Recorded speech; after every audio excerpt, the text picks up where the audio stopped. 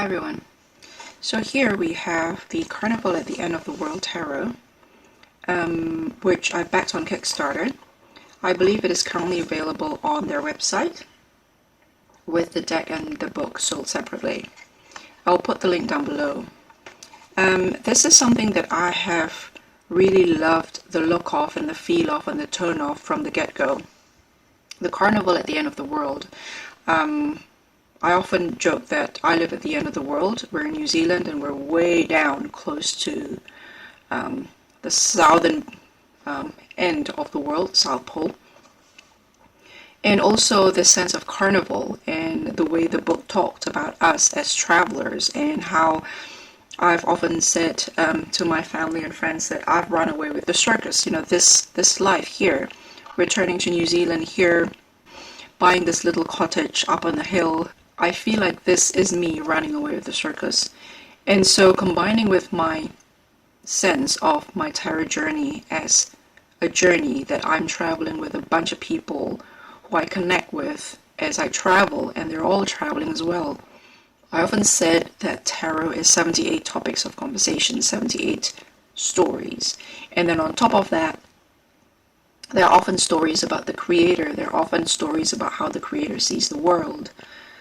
There's often stories about how the creator come to the creation of this visual representation of their worldviews, of how they see not only this world, but the other world, and the world inside, the world up there and down here and in here. And so there's stories upon stories, and I really like that. And the other thing that I really like about this is beyond aesthetic, is there is the sense of the book being an integral part of the images on the cards. The stories in the book really set the whole picture, the whole world of the characters in here.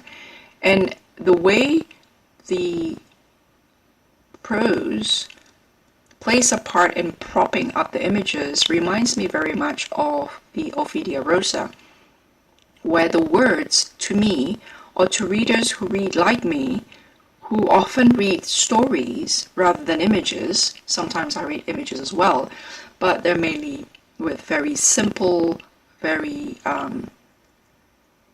rudimentary woodblock-like Marseille images, and not very complex, engaging, very multi-layered, very atmospheric images like this. With this sort of thing, I tend to wonder, what is the story there?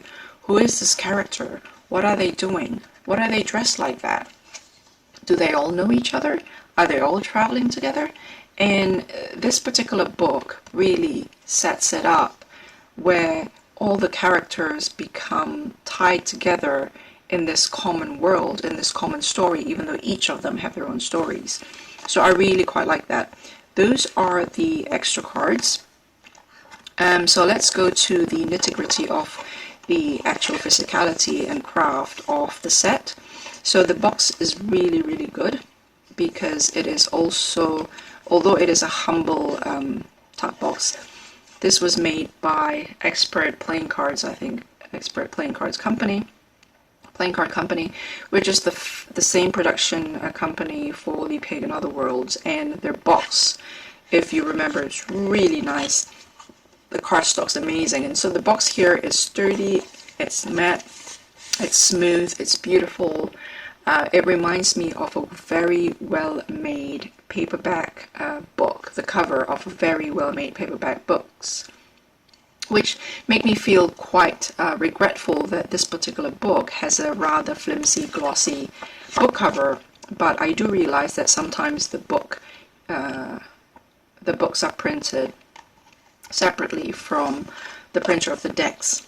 So here at the front, it says a tarot deck created and realized by Mistress.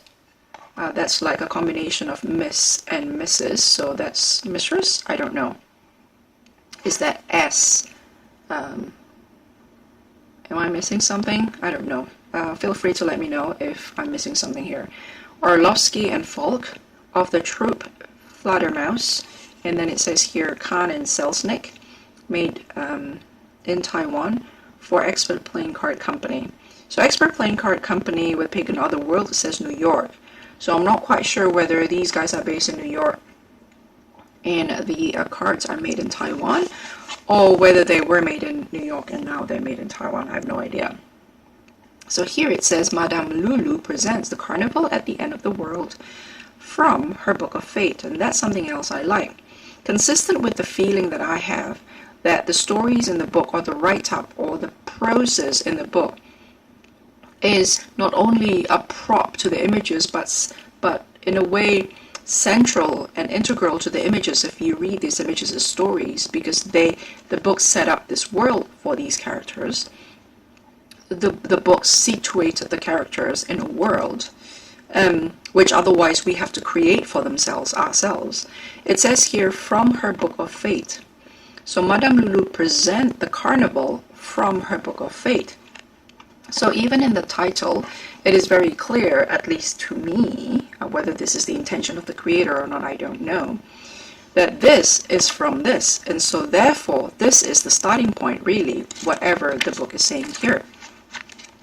And so speaking about the book, I really quite like that the book does not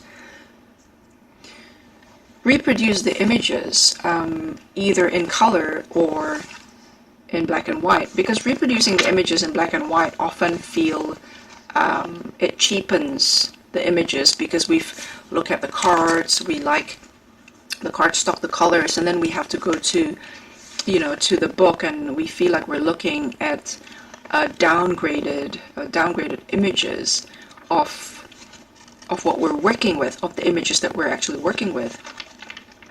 But for reasons of cost or aesthetic or whatever else, I can understand that it's not always possible to have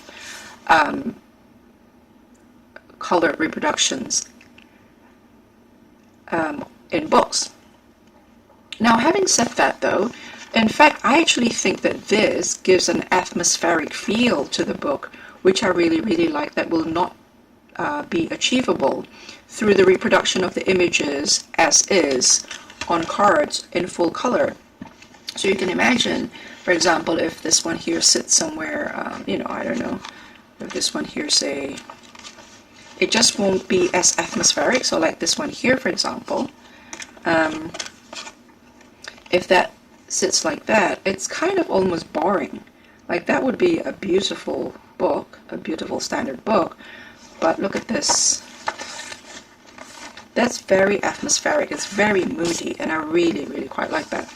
And again, the other thing that I like about it is the language. The language is very whimsical. It's almost not archaic, but very otherworldly.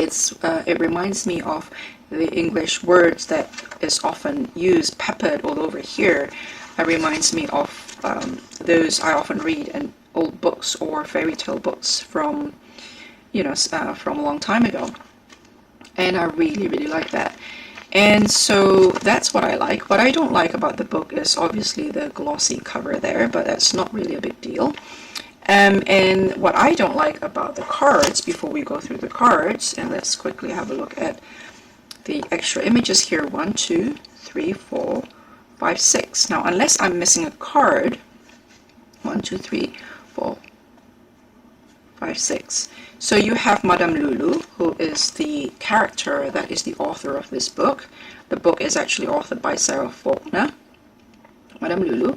And then you have the two people, Orlovsky and Dr. Falk, who are the inventor and creator of this tarot deck. So inventor and realized, the creator, and so the idea from these two. So there is this almost the fairy tale persona of the creators, and I really like that. I really like that she is covered there.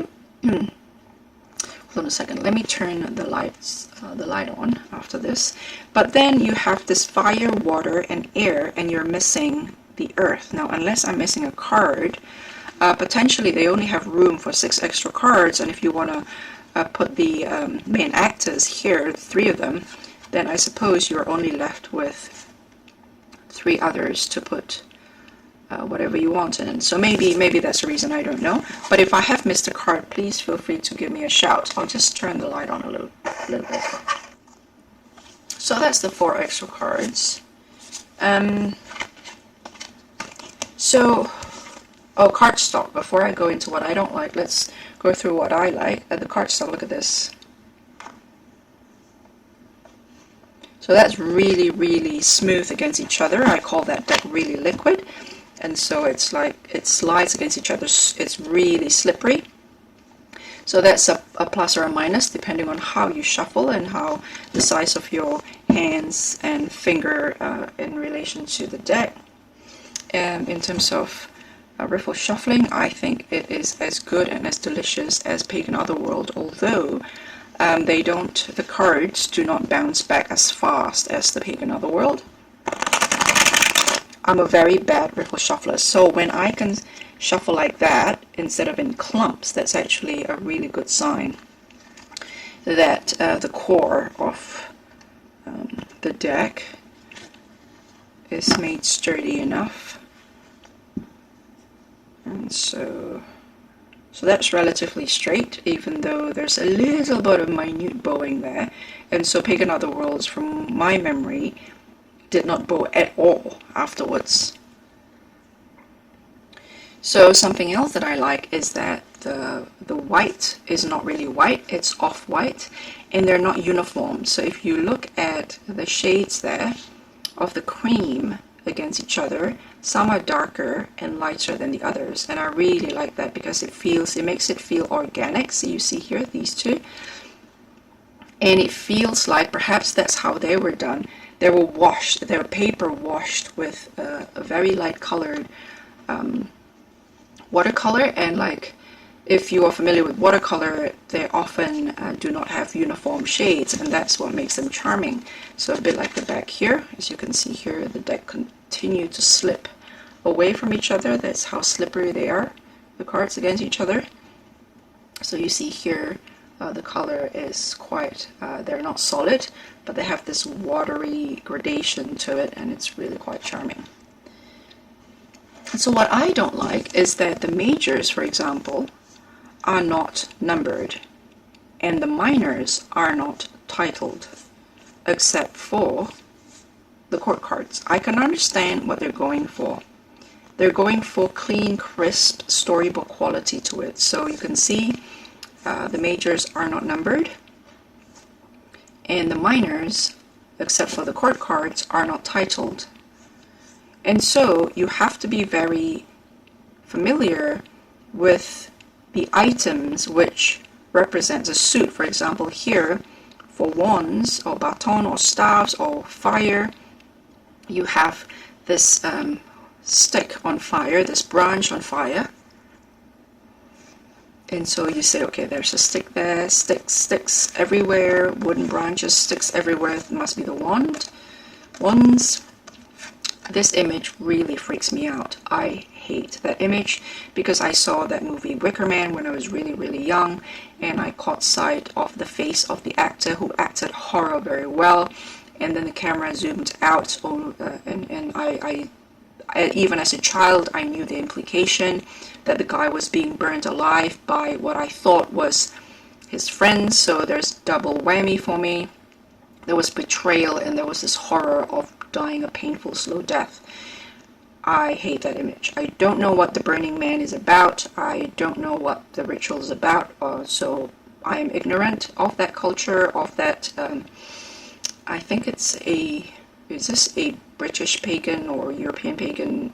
I have no idea. I'm completely ignorant come to that area of life. And so the wands here, so you take a note, this woman, this queen,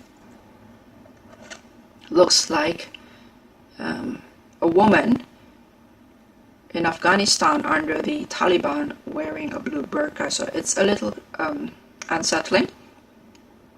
But so you see, this is the wand. But then you have the arrows here, which turn up again in the suit of swords. And so, but having said that, it's pretty easy to just go through all the cards once and remind yourself that whenever there's the cups around the images, it's the water or the cups or the chalices. And then the sticks, the branches, the staffs, the fire, And then you see, so I mean, you kind of have to look around because that's over there, it's not quite obvious. That sword is more obvious than this one here. Now that's the Three of Swords. So, but it's arrow.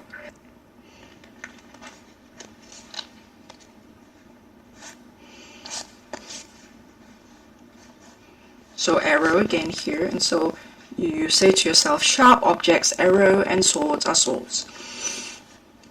And so the title of the king. The other thing I don't like is the knave and the page instead of the page and the knight, because I thought page and knaves are the same.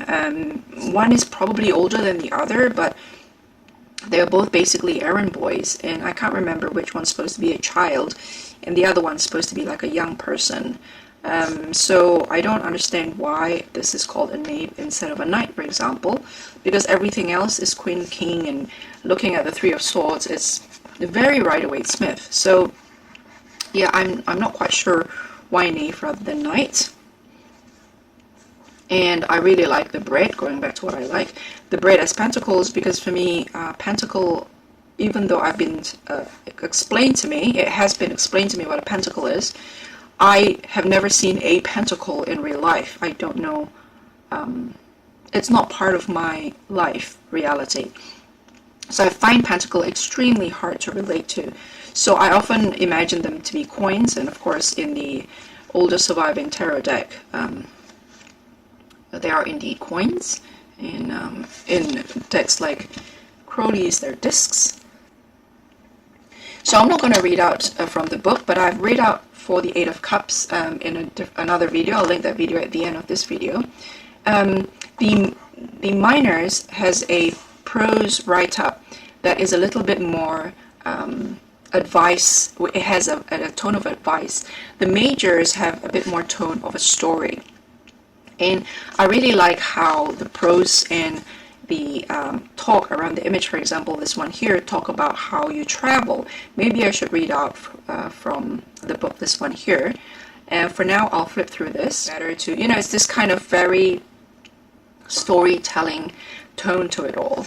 And I quite like this High Priestess and the Empress being one facing.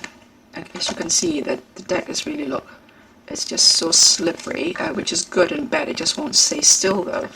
You see? Did you just see that? It's all you need to do is just a little bit and the whole thing collapsed. But it's minor quibble. So for me, the Priestess or the Popess and the Empress are the gateway from this world and that world. And the Priestess is a conduit for us to go to that world, and the Empress is from that world to come into this world through the birth canal. And so I like that they're facing the opposite, because it looks like the Priestess, the High Priestess, is coming to us from another world, and the Empress is going into the earth realm from another world, if that makes sense to you. So like they are the same, they are two sides of the same coin, and this for me depicts that really well. But that is him standing on top of all this task. It's like you are the master of the world that is of your own creation. And these stories can be behind the scenes stories of the creators, of how they come to the images. It can be the stories about the images on the cards. And in this case, it is definitely the stories about the images on the cards. And so it has this whimsical storybook quality, where by the time you flip through a storybook, a fairy tale, for the third or fourth time, the images are already pregnant with words, with scenes, with feelings, with a whole life of each of the characters that you are looking at. And I really, really like that. I'm sorry, there's going to be a lot of pauses throughout this video, because I'm trying not to include all of my coughs in here. I was going to wait until my cough subsided, but the last time it took months, and I need to store this deck away, because I'm currently focusing on working with other decks and reading other books. And so once it is stored, it is often a mission for me to retrieve. So that is something that I really, really like about this deck, is that the book sets not only a tone, but it sets a scene. And not only a scene, I would argue it sets a whole world within which the characters and the images that you see is embedded. And so, of course, looking at the images here, they are highly intuitive. You can just read the images if you are a reader who read images only. But if you are a reader who reads stories as well, the book will be highly invaluable. The characters here are very, very whimsical. A lot of people commented that this feels like a mixture between the pagan otherworlds and something else. I can't remember what the other thing is. For me, aesthetically, it's very different from pagan otherworlds, except for the... And also the book address readers as travelers instead of seekers or querents or readers. And I quite like that, because I myself refer to myself and others I met on this journey as fellow journey people or as fellow journey folks. And so fellow travelers really fit into that that image, that metaphor, or that worldview for me, in terms of seeking. Yes, we are querying, but we are not only querying, we are seeking. What are we seeking? We're not only asking questions, we are actually in search of something, and asking the questions is in service of searching something, and ultimately the journey is in search of finding what we are seeking. And so it feels to me, I'm not making a statement of fact or making a universal truth type of statement.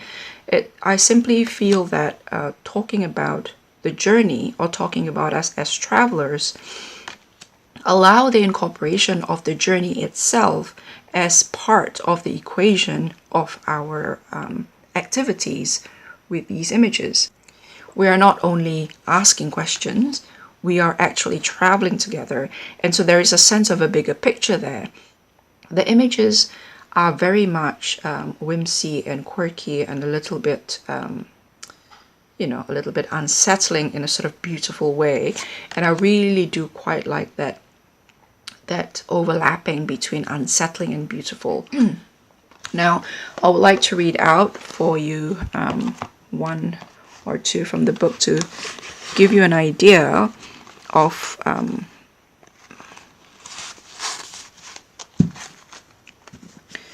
how the book not only set a tone but set like a world. So let's check out this one, because I'm horrified by this one the most.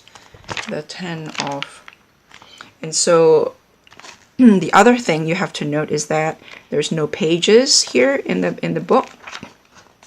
So you have to just simply flip through it, and until you find the image that you're looking for, flip back and forth, back and forth. I really like that it is a sort of take on the image of the card, but it is like the not the shadow, but the negative almost. Like I really like that, because it gives that dreamy, otherworldly quality. It gives that sense of the story being underneath the images. And so, for example, look at that. It's like that. So you can see it's almost like a lithographic take. Is it lithography? Is that the term for it? I can't quite remember. But it's almost as if it's a completely different take on the art, and I really do value that. I actually really like it. So let's read what this says. 10 of Wands. This is what it says. A hero receives glory and accolades, but the crown of victory is also a heavy burden. Responsibility and sacrifice are part and parcel of some successes. For some gains, one may pay with losses elsewhere. The weight of what you choose to carry may need to be lightened. Assess each value through trial by fire. Light your way forward with the glow of a pyre to which you commit what it's time to let die around you. So I quite like these sort of... I don't normally like an advice tone for handbooks, but it has a rather three-dimensional talk about it. It doesn't only tell you what to do like you're a child. It talks about the archetype from a big picture, from a traveler's, and again, that worldview, that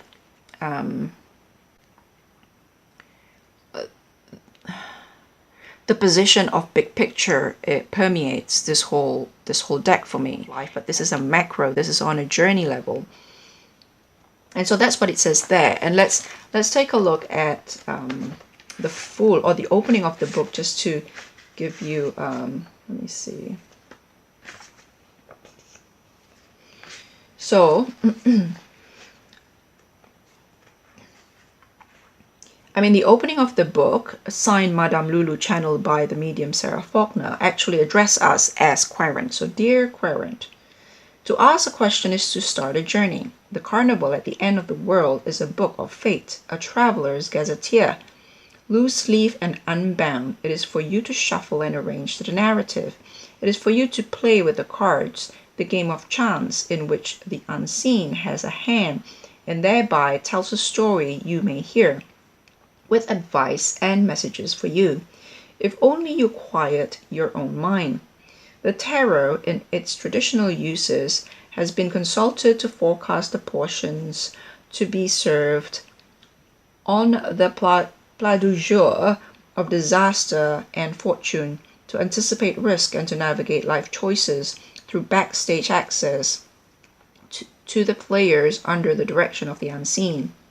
Traveler, you have in your powers both will and surrender, and the wise determine which to apply or relinquish, assesses what in the forecast is fixed and what is mutable, query what can and cannot be controlled or prepared for, feel in the gut what is best avoided or embraced.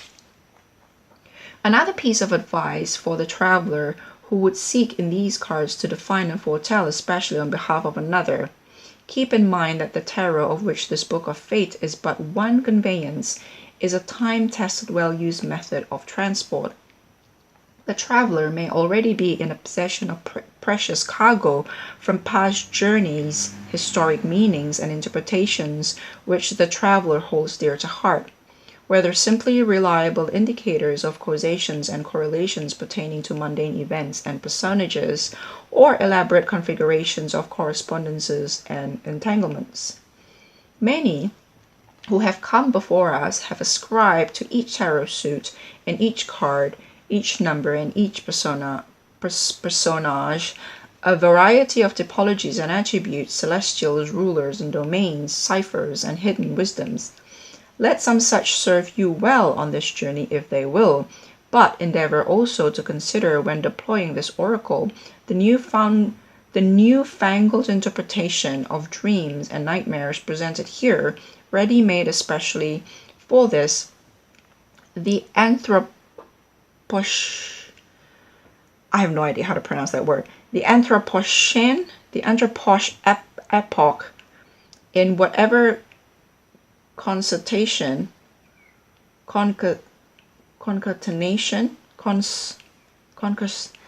okay, there's several interesting words here, of images and numbers, signs and wonders that traveler apprehends as true and wise for themselves within the book of fate.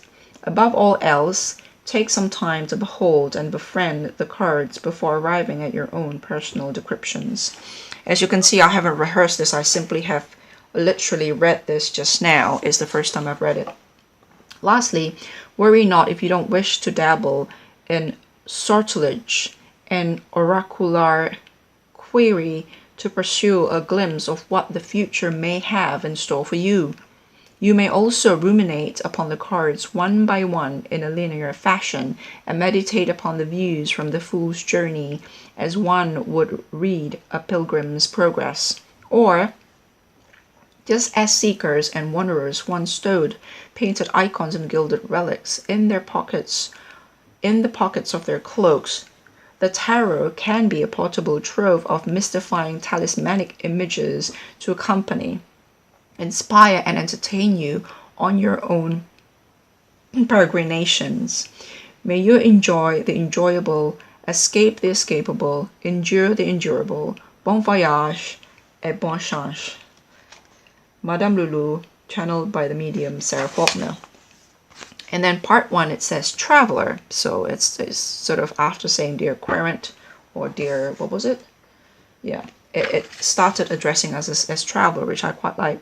Traveler, first contemplate the 5th suit, number 0 through 21. Is 22 cards emblazoned boldly with notable persons, sentiments, and things. The wise will remember that the function of Carnival is to punctuate a dreary calendar of labor, duty, and sacrifice with rupture, release, and sacred reversal. It is levity before lantern fasting. It is midnight bonfires in darkest winter. In Carnival's upending, oh my god, upending of order. There's a lot of English, quirky English language here, which I found quite fascinating, but I can do with a bit of help with understanding how they are read out, how they are pronounced. In Carnival's upending of order is a balance said to be restored, if only for the duration of the festivities. The downtrodden enjoy respite, the chaste enjoy wantonness, and in parsimonious high airs, drunken tumbles, will the coins fall freely from his pockets to the beggars and children in the streets. Monarchs are burned in effigy, the hungry are feasted, and nobles and peasants meet in the streets for dancing and all manner of couplings. And so the Carnival at the end of the world regards its interpretive tarot forebearers with appreciation for a carnival's potential for liberation through heresy. So while we encourage you to keep the tradition that hold you aloft, what we offer here may especially serve those querents previously thwarted in their divinations by prescribed interpretations mired in antique and troubling notions of physiognomy, gender roles, class, caste, etc.